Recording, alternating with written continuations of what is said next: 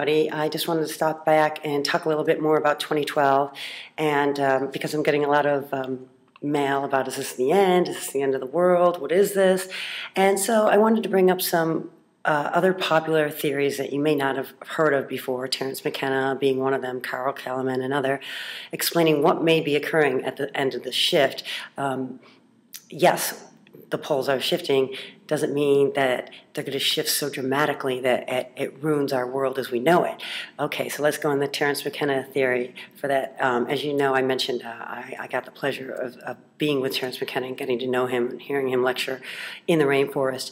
And his theory, his 2012 Timewave Zero theory is really amazing, and it relates and correlates directly with the I Ching. So he made this program in his computer to read logarithms and then overlaid it with history, so that the I Ching put up like a graph, and he overlaid it with history, and everywhere that the I Ching dipped really low, made a really direct valley, was when something really significant happened on the planet, such as the Black Plague or the fall of Rome, the discovery of America.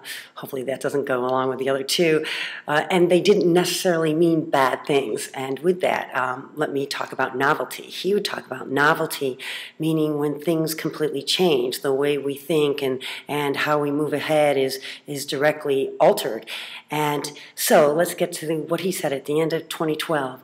What happens is the I Ching stops, and with it, there's a complete dip in the time wave, and it stops. It doesn't go down or up anymore. It just stops and goes straight.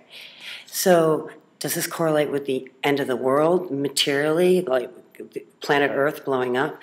No. Here's another way of looking at it.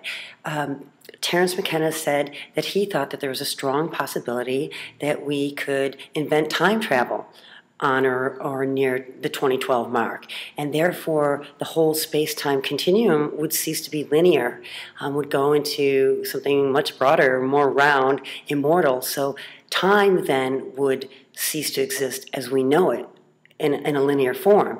So once we could go backward and forwards, then there would be no end of time. There would be no linear time. So some of the great minds of today just believe that 2012 is going to be the end of linear time, which is really great, which means for all of us over 30, we won't be aging. I'm going to hold on to that one.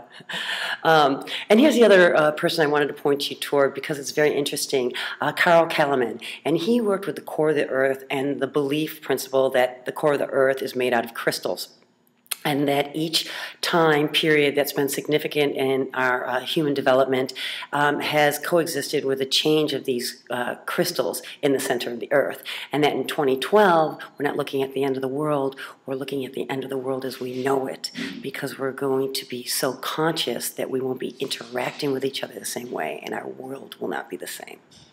Anyway, I'll leave those links below, just some more things for you to think about and dwell on. 2012 is a very interesting point of reference for many people. Nostradamus pointed to it, and St. Malachi pointed to it.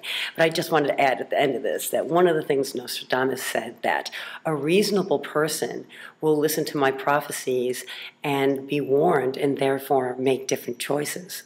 So that kind of goes along with the frequency choices I was talking about. Anyway.